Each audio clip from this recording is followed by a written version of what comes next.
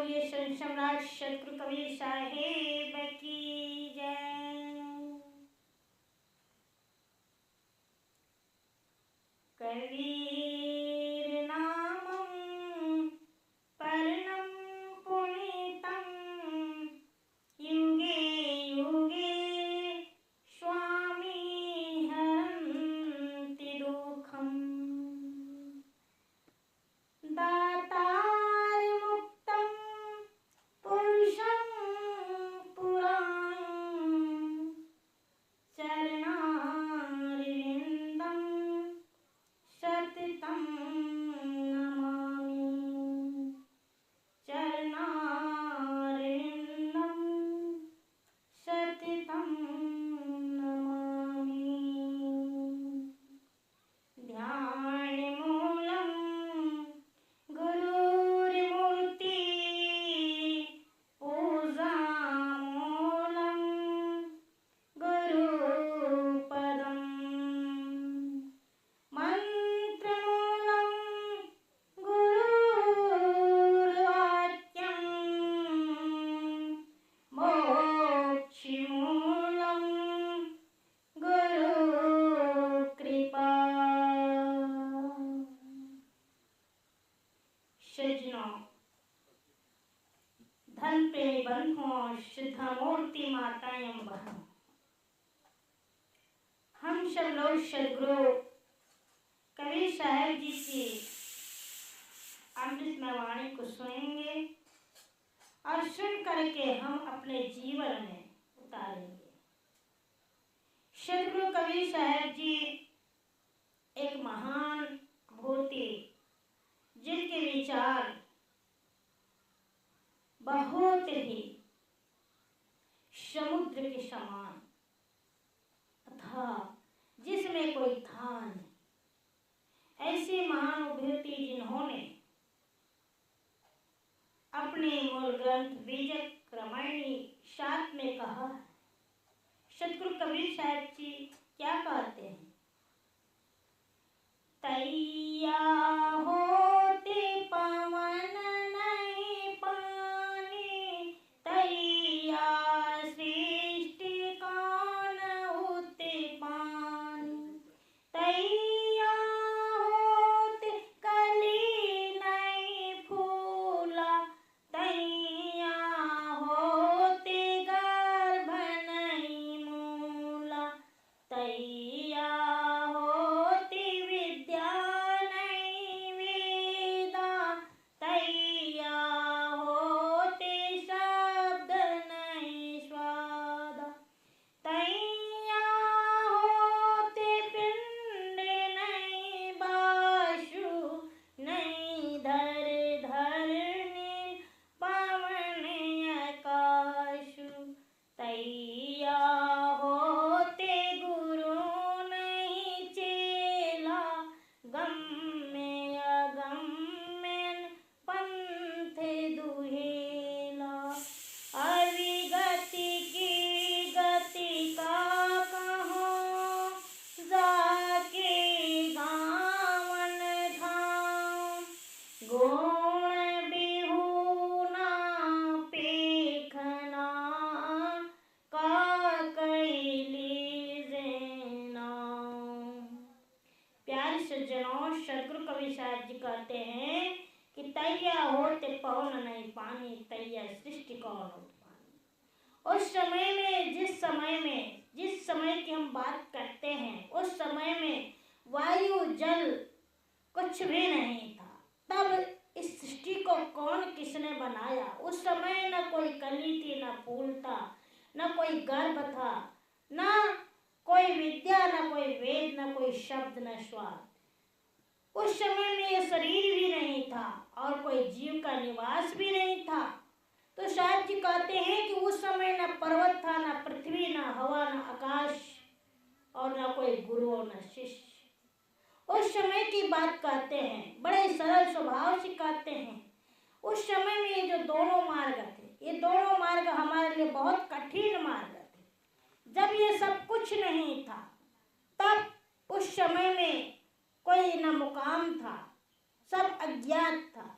तो उस समय में, अज्ञात समय में जो हम बात करते हैं और कहते हैं, ऐसी स्थिति में कर्ता कारण का जो नाम हमने दिया है वह कौन है, क्या है? तो साहित्य यहाँ पर कहते हैं कि जिनको नित्य और अनादि जड़ चेतन के नित्य और अनादि गुण धर्मों से नित्य और अनादि जगत का जो बोध नहीं होता, वे लोग जो प्राय ऐसा ही कहते हैं। कभी आप लोगों ने ऐसा देखा भी होगा कि ये संसार जब नहीं था, संसार के विभिन्न कोनों में इस प्रकार की कोई भावना वाले लोग ऐसे हुए होंगे जिन्होंने संसार को बसाया। संसार जो है, इस संसार में जो है इस सृष्टि की रचना किस प्रकार से हुई, तो भारत के ही नहीं पूरा विश्व ब्रह्मांड जो है वह सब यही बात को कहते हैं। तो यह मनुष्य जो है कहीं ना कहीं उलझा हुआ है और उलझ करके हमारे अंदर की जो मनोकल्पना जो है हमारे अंदर में आई है, तो यह जो है ये बात जो है वो असत्य है। तो यहाँ पर हमें सत्य को जानना है, सत्य क्या है। तब कहते हैं कि न पृथ्वी थी, न उसके ऊपर कोई आकाश, न कोई आवरण था। उस समय में जो हम स्थान को कहते हैं वह किसका स्थान था? हमें गंभीर अध्ययन करना है, चिंतन करना है और हमें यह जानना है, समझना है कि उस समय में जो है न कोई जल, न कोई समय, न कोई मृत्यु और न कोई हमारे अंदर में अमृता थी, न कोई रात था, न कोई दिन। तो इस प्रकार से इसको जो इस भेद को पहचानने वाला, जानने वाला, जनाने वाला वह कौन है? उस समय में जो था सब अपने आप में, अपने निर्वत, अपने स्वभाव में स्थित था, तो उसके अलावा कुछ भी नहीं था। उस समय में अंधकार से अंधकार ढका था, अर्थात सर्वत्र अंधकार था और यह सब जो है संसार जलमय था। एक अंकुर था जो एक विष के रूप में, एक भौंसी के रूप में ढका हुआ था और उस समय में वह तपश उष्मा की शक्ति से पैदा हुआ।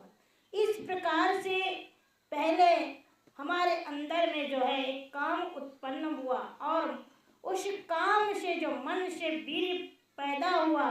तो इसी प्रकार से कुछ ऐसे मनीषी कविगण जो है जिन्होंने अपने अंदर में, हृदय में एक विचार करके अंतस के साथ सत्य बंधन का उन्होंने पहले सबसे पता लगाया और पता लगा करके उन्होंने ये जानने की चेष्टा की, प्रयास किया कि उसकी जो किरण है, जिस किरणों के माध्यम से यह जो है सर्वत्र फैला हुआ है। तो शायद जी यहाँ पर कहना चाहते हैं कि जो आज हम यह जो बीज जो बोए हैं, इस बीज को जो धारण करने वाले जो हैं, तो ऐसी कौन सी शक्तियाँ हैं, ऐसी कौन सी महिमाएं हैं, ऐसी कौन सी आत्मशक्ति है जो हमारे अंदर में जागृत हुई। तो यहाँ पर एक ऐसी शक्ति है जिसको हम कहते हैं इच्छा शक्ति। तो इच्छा शक्ति जो है, यह इच्छा शक्ति कहाँ से आई? हमें इसको बनाने वाला, सृष्टि का रचयिता ये कैसे बने और इसे निसंदेह हमें जानना है और जान करके हमें निर्भ्रांत रूप से समझना है।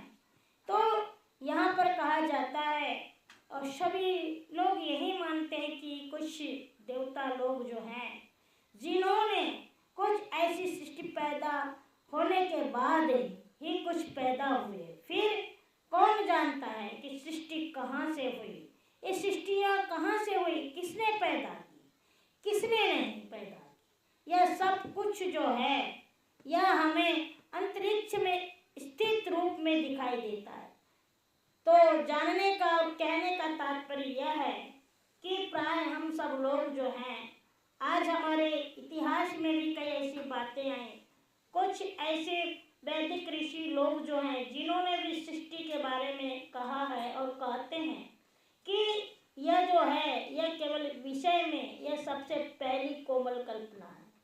तो मनुष्य जो है इन्हीं उलझी हुई बातों को करता है और इन्हीं उलझी हुई बातों में फंस करके कई ऐसी कल्पना की उड़ानें भरता है। और हम जो हैं अपने जीवन में सबसे पहले जो है हमें जानना है कि सत्य और असत्य क्या है। जब तक हम इस सत्य और असत्य को नहीं जान पाएंगे तब तक के पृथ्वी आकाश के बारे में भी कुछ नहीं जान पाएंगे। तो फिर कहते हैं कि यह आदि जो है, ये आदि का होना मान लेना, ये हमारे लिए कितनी बड़ी बात है। हम मानते हैं इसको। जैसे वे पहले कामना तथा मन के स्पंद से जो है कुछ रेत उत्पन्न होता था, इस प्रकार से मान लेते थे। परंतु संसार में जितने भी व्यक्ति है सब शरीरधारी है, और शरीरधारी हैं इसीलिए कुछ कह पाना जो है वह शून्य के समान है, और यह बात जो है सर्वथा असंभव है। तो ऋषिगण जो लोग हैं वे भी कहते हैं कि आकाश और अंतरिक्ष में इन सब का जो है कोई ना कोई एक ईश्वर मालिक खुदा जिसको हमने मान लिया है, ऐसा वे कहते हैं। तो हो सकता है कि वही सृष्टि को जानता हो कि कहाँ से तथा किससे उत्पन्न हुई हो। तो कई ऐसे अनंत काल से लेकर के ऋषि मुनिगण जो लोग हैं वे भी कह देते हैं कि हो सकता है कि कहीं ना कहीं इनको सब जानने वाला, जाननहारा कोई ना कोई तो होगा। तो इस प्रकार से जो है कहते हैं, तो जानने वाला, जनाने वाला हो सकता है, लेकिन वह भी न जानता हो, न वेद का कोई मालिक जानता है और कोई ऐसा कोई ईश्वर है जो जानता हो। तो कहने का मतलब यह है कि जिसको हम ईश्वर को एक अल्पज्ञ जीव बना देते हैं, और इन्हीं सभी महत्वपूर्ण कुछ ऐसे मंत्र जो हमारे सामने उभर करके आए, और उसी को जानने के लिए आज हम वही बात को कह रहे हैं। तो कहने का मतलब यह हुआ बंधुओं कि पहले संसार नहीं था, सब शून्य था। तो ये कहाँ से आया और किसने क्या लेकर बनाया? क्या इसके लिए कोई देवता ईश्वर था, या इसी ईश्वर अंतरिक्ष में रहने के कारण एक देशी है? क्या अल्पज्ञ है? क्या अल्प शक्तिमान है? तो इस प्रकार से कई ऐसे ऋषि मुनि जो लोग हैं जिन्होंने मंत्रों के अंदर से एक सृष्टि की अनिश्चितता का एक कारण बताया। तो इस प्रकार से आज हम जो मान रहे हैं तो कहीं ना कहीं हम ईश्वर की कल्पना करते हैं और उसे एक देवता के समान अंतरिक्ष से नीचे की ओर झांकने वाला अल्पज्ञ मान लेते हैं। तो इसी प्रकार से जो है यहाँ पर कुछ बात आई है सृष्टि के बारे में।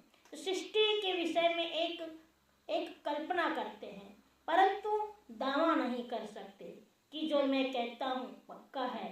पुराण और महाकाव्य में जो लेखकों ने, वैदिक ऋषियों ने जो कहा है, वास्तव में क्या वो सत्य है? तो इस प्रकार से कहीं न कहीं पर पुराणों में, महाकाव्यों में और कुछ वैदिक ऋषियों ने ऐसा मतलब कुछ साहस किया, हिम्मत किया और उन्होंने कहा, लेकिन उन्होंने कभी दावा करके नहीं कहा। तो इस प्रमुख जो है सृष्टि अमुक देवता के पेट या अन्य देवता के मुंड से निकल करके आई हो। अगर कोई ईश्वर शक्ति है और अगर कोई प्रतिनिधि बन करके आया और उसने अपनी इच्छा से जो है अगर सृष्टि की रचना की है, तो इस प्रकार से जो है वैदिक ऋषि भी कहते हैं कि हम अपनी सरलता पूर्ण जो बात व्यक्त करते हैं, तो इसे मैं भी नहीं जानता हूँ कि मैं क्या हूँ, मैं भी इसके लिए उलझा हुआ हूँ, मेरा मन जो है ये भी उलझा हुआ है, और आज हमारा जो मन है वह भी इधर उधर भटकता है। तो अब हम जानने का प्रयास करते हैं, लेकिन सदगुरु कबीर साहब जी जो हैं वह कहना चाहते हैं कि जब पहले कोई भी तत्व या पदार्थ नहीं था, जैसे 5 तत्व नहीं थे, कोई पदार्थ नहीं था, उस समय में उसका प्रमाण जो है सदगुरु कबीर साहब जी यहाँ पर कहना चाहते हैं कि वस्तु नहीं थी तब कहाँ से आई, असत की सत्ता नहीं थी तब सत का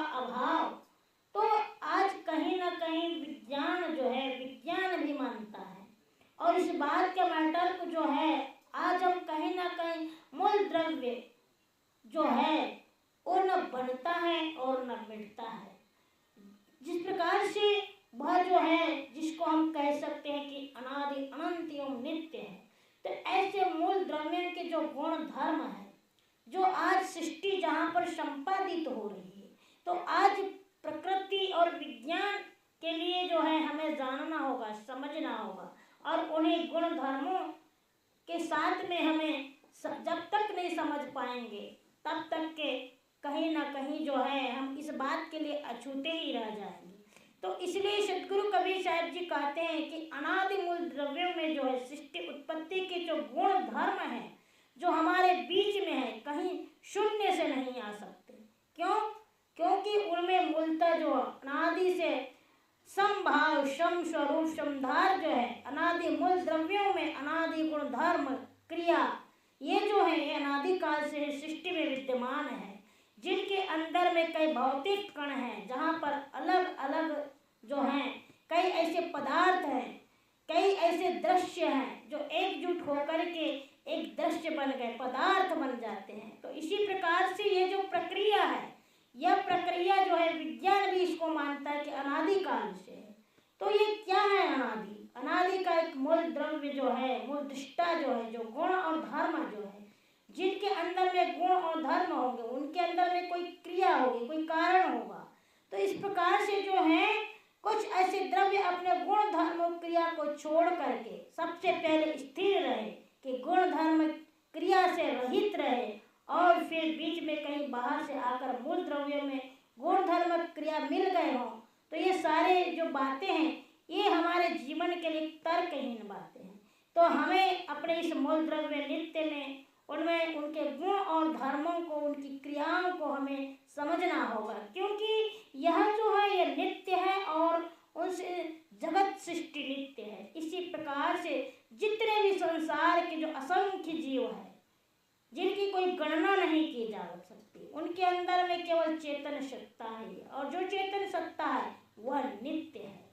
उनके जो कर्म प्रवाह है वो अनादि काल से है, अतएव सृष्टि भी जो है वह भी अनादि से। इसलिए सदगुरु कबीर साहब जी कहते हैं कि जो भी ये क्रिया हुई है जिसको हमें नित्य और सत्य मानना चाहिए, और इस प्रकार से जगत के प्रति कई ऐसे नए सिरे से कुछ ऐसे कारण उत्पन्न हुए हैं जिससे अज्ञात की बातें हमें नहीं करना चाहिए, और जिसका कोई गांव नहीं, ठाव नहीं, जहाँ की हम बातें करते हैं। तो सदगुरु कबीर साहब जी यहाँ पे प्रश्न करते हैं और कहना चाहते हैं कि साहब कहते हैं कि मछली कागज छुओ नहीं, कलम गही नहीं हाथ। सदगुरु कबीर साहब जी यहाँ पर कहते हैं कि वेदों को क्या जाने, और जिन्होंने तो कोई मछली कागज को छुआ नहीं है वो क्या जानेंगे। इस प्रकार से कई लोग जो है सदगुरु कबीर साहब जी के बारे में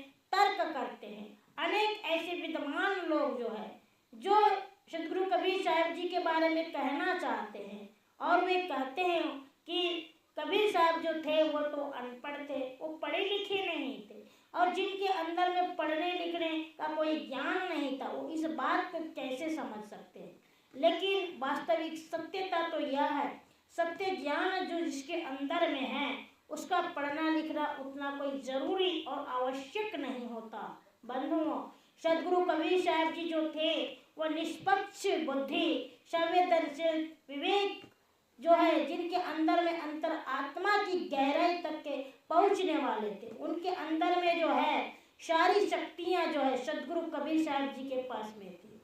तो वे श्रोताओं से, वक्ताओं से जो भी बातें सुनते थे, जो भी शास्त्रार्थ करते थे, और बड़ी बड़ी बातें सारी सुन करके वे उस पर तर्क करते थे, विचार करते थे, और विचार करके जो बात वो सुन लेते थे उसी को कह देते थे।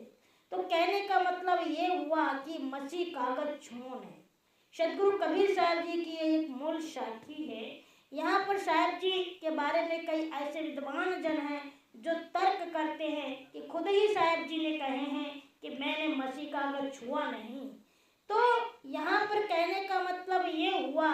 तो आगे सदगुरु कबीर साहब जी ये भी तो कहते हैं कि चारों युग का महात्म कबीर मुख ही जनाई बात। बंधुओं, हमें इस पर ध्यान देना होगा।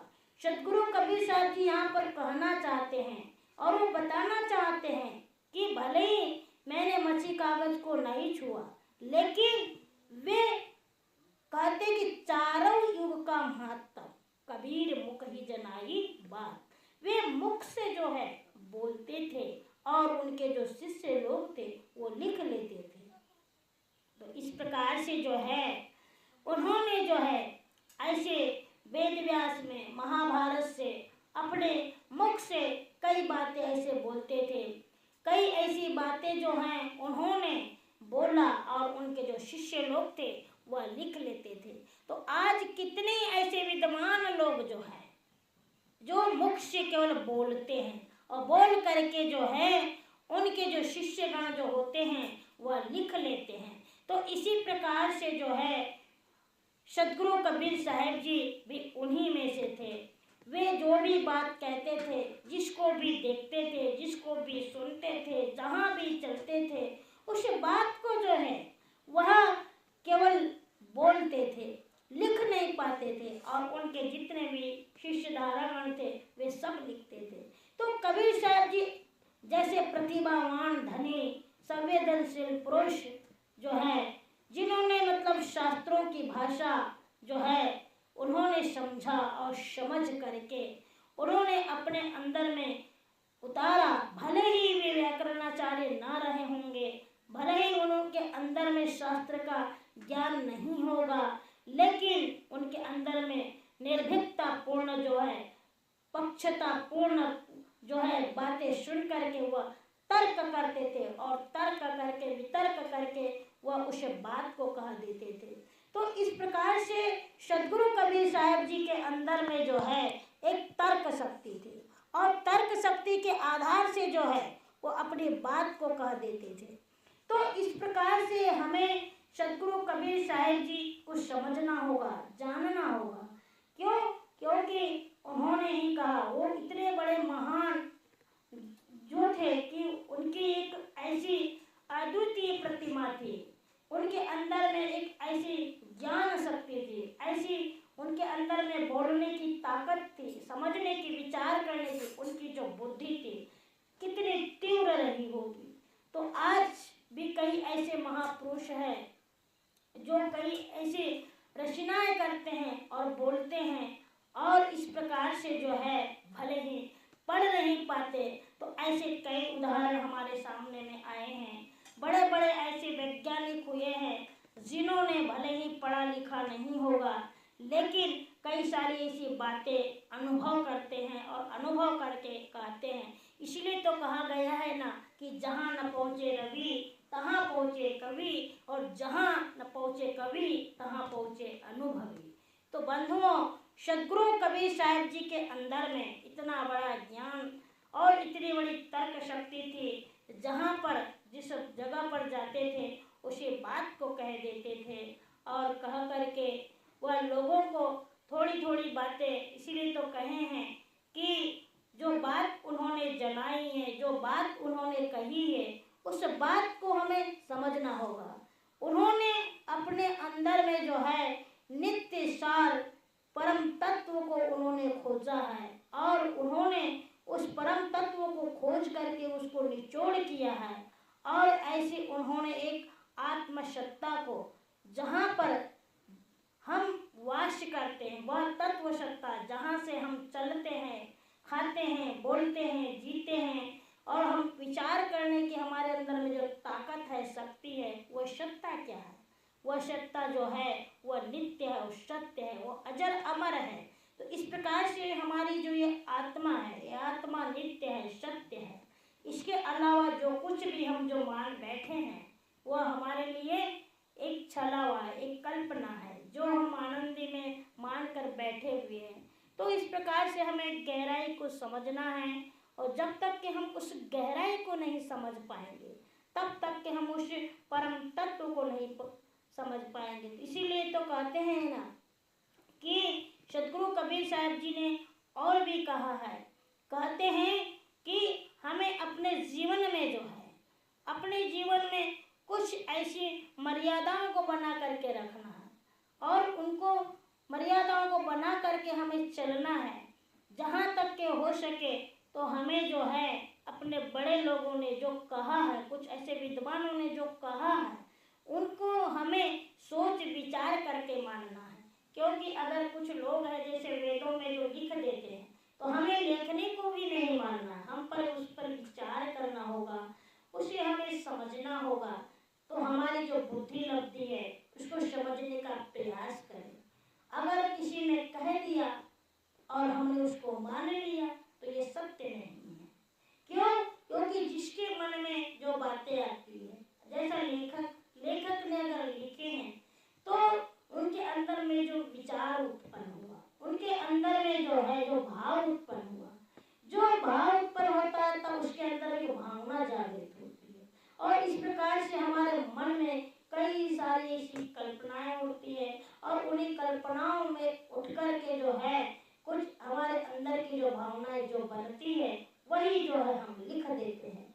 तो इस प्रकार से पहले जमाने के जो ऋषि मुनिगण जो थे उन्होंने भी पहाड़ पत्थर को एक देवी मान लिया, एक अलौकिक शक्ति मान लिया और मान करके उनको पूजने लगे। तो सद्गुरु कबीर साहब जी जो हैं यहाँ पर सत्य की गहराई पर उतरने के लिए कहते हैं हमें उस सत्य की गहराई पर उतरना है, उसको खोजना है और यहाँ तक के कि हमें उसको जानना है, समझना है। तो जब तक कि हम इस भाव को समझ नहीं पाएंगे, जब तक कि वहाँ तक के गहराई तक के नहीं जाएंगे, तब तक के हमें ये मालूम नहीं हो सकता। तो केवल हमें वेद पढ़ लेने से या कोई शास्त्र को पढ़ लेने से, कोई उपन्यास का अध्ययन कर लेने से अगर हम उसको मान ले और मान करके बैठ जाए कि नहीं, जो कुछ जिन्होंने लिखा है तो वास्तव में यह बात सत्य होगी, यह सत्य नहीं हो सकती। हमें भी कुछ उसके ऊपर विचार करना होगा, समझना होगा। क्यों? क्योंकि हम भी तत्ववेत्ता है, जानने वाले हैं, हमारे अंदर में भी एक तर्क शक्ति है। तो तर्क शक्ति के आधार से हमें समझना होगा। तो इस प्रकार से जो है ये सृष्टि जो है ये अनादि अनंत है, ये वास्तविक है, लेकिन इसको समझ पाना हमारे लिए जो है एक भूलवशता है। तो हमें इसे समझने का प्रयास करना चाहिए। तो सद्गुरु कबीर साहब जी जो हैं इसी बात को बार बार कहना चाहते हैं और उन्होंने अपने इस ग्रंथ में, बीजक में कई ऐसी उन्होंने बातें कही है। तो आज कहीं ना कहीं हमें उनके ज्ञान को समझना होगा कि आखिर में वो कहना क्या चाहते थे। और आज भी अगर हम तर्क वितर्क करके देखें तो वास्तव में इस संसार में जो जैसे पहले था वह आज है। आज जो है विज्ञान ने कई ऐसे चमत्कार कर दिए हैं। पहले के ज़माने में देखे होंगे कि मनुष्य जो है, मनुष्य के अंदर में इतना ज्ञान नहीं था, इतने सारे जो है आज जो संसाधन हुए हैं ये संसाधन नहीं थे। लेकिन आज जो है विज्ञान ने कितने सारे संसाधन हमारे जीवन में ला करके खड़ा कर दिया। आज जो है मनुष्य जो है, आज मनुष्य एक स्थान से दूसरे स्थान जा सकता है, उसके लिए एक आवागमन का साधन हो गया है, बात करने का साधन हो गया है। लेकिन पहले के ज़माने में ये सब चीज़ें नहीं थी। इसीलिए वैदिक ऋषि जो लोग थे वे कई पर्वत को, कई पत्थर को, तो कई पहाड़ को सब पूजते थे। अगर जितने भी ये 5 तत्व है, पृथ्वी, जल, अग्नि, वायु, इनको देवता मान करके पूजते थे। निश्चित है, चलो कोई बात नहीं, पूजना चाहिए, लेकिन फिर भी वास्तव में इनके पूजने से हमारा कुछ भी नहीं हो सकता। ये जो है ये केवल जड़ पदार्थ है। हमारे अंदर का जो आत्मा राम, चेतन रमैया राम जो है वो सत्य है, नित्य है। इसीलिए अगर हम इसको समझेंगे, इसको जानेंगे, हमारे अंदर में जो अहम भाव जो है, अगर कहे उस अहम भाव को निकाल करके हम अपने आप को, अपने स्वरूप को, अपने बोध की स्थिति को समझें, तब तो कहीं जाकर के हमारे जीवन में सफलता मिलेगी और हम अपने जीवन को समझ सकते हैं। तो बंधुओं, सद्गुरु कबीर साहब जी ने जो बात कही है इस बात पर हमें ध्यान देना होगा। और जब तक कि अगर हम उस बात को नहीं समझ पाएंगे, तब तक के जो है हम इसी उलझन में फंसते रहेंगे और कई ऐसे देवी देवताओं को बना करके पूजते रहेंगे। भले ही हम चाहे कितना ध्यान करें, साधना करें, लेकिन हमारे जीवन में जो है कभी मोक्ष की स्थिति प्राप्त नहीं हो सकती। हम इन्हीं उलझनों में फंसते फंसते पूरा जीवन व्यतीत कर देंगे। इसलिए तो सदगुरु कबीर साहब जी ने कई बार कहा है कि जैसे सांच कहो तो मारन धावे, झूठे जगपतियाना। सदगुरु कबीर साहब जी कहते हैं कि जब सच्चा नाग अपने घर पर निकलता है तो हम उसकी पूजा नहीं करते हैं और उसके ऊपर 4 लाठियां और बरसा देते हैं।